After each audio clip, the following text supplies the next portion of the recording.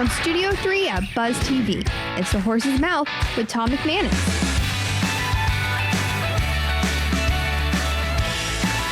Hello and welcome to The Bar. It's time for The Horse's Mouth. I'm Brian Sexton with an excellent panel of informative and enlightening people to share some stories and talk, which now means you guys have to be enlightening and informative, which is easier for some than others. And we'll start with Tim Hamby from Beeson 4, a media company. I happen to know your founder, AJ. Hey, AJ, shout out to you. What's going on at Beeson 4 these days?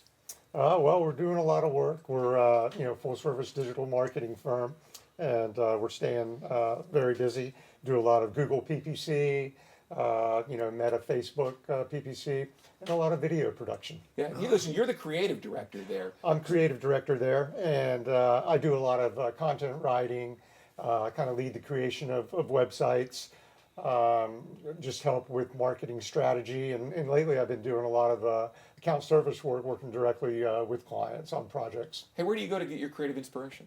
Every artist has a place where they can go to reliably to get it. Yeah. Where do you get yours? I lay down at night. I Okay. just go to sleep in my bed, and the ideas kind of never stop, and so that's where I get a lot of my creative inspiration. Just my brain never stops; it doesn't turn off, and so ideas are infinite, and there's always new ones popping up. Speaking of a brain that doesn't turn off, Kareece St. George from KSS Cosmetics, your brain must never turn off. Not only do you have a successful cosmetics business, you're studying for a doctorate in forensic science.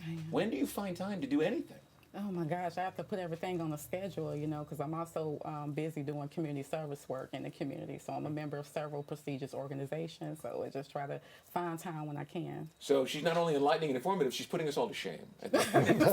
Tell us about the cosmetics industry. Why that for a side gig, besides the obvious fact that you are very attractive?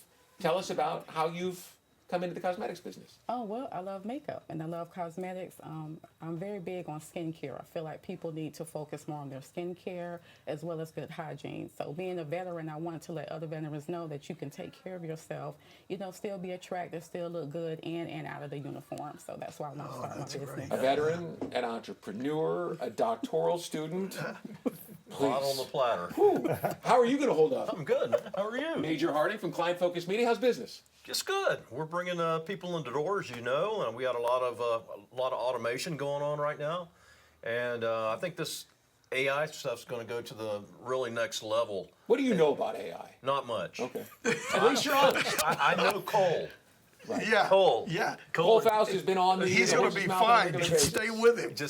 But this business is going to take off with this AI stuff. And the winningest coach in the room, the man with rings that just are everywhere you look. He just put rings on and dazzle you, mostly Super Bowl rings. How are you, Coach? I'm good.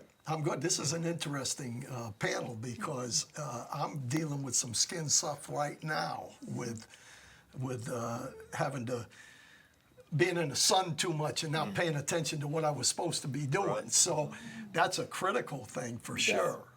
And football coaches generally don't pay attention when they're on the field, right? In the summer, they're taking the full brunt of the summer because it's all about winning. Yep. Well, then we'll worry about that makeup stuff later, right? Yeah.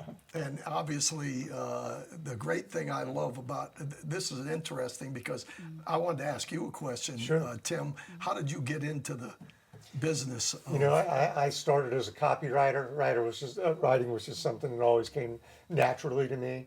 I started, very, very young copywriter at a small agency, learned design by sitting next to a designer, and just got into other parts of the agency because they were small, PR, account service, other different things. And I've worked there for first 3 years of my career, and then opened my own agency for about 15 years. We focused in real estate, did a lot of big projects here in Northeast Florida. And then after the real estate market crash in 2006, 2007, kind of had to go find something else to do and started freelancing. Ended up working for AJ at Beeson 4, and they eventually brought me on full-time as creative director there. That's a great thing about sitting at this bar because, in all honesty, just the idea that you had to make the change and just it's a gamble, whatever you do.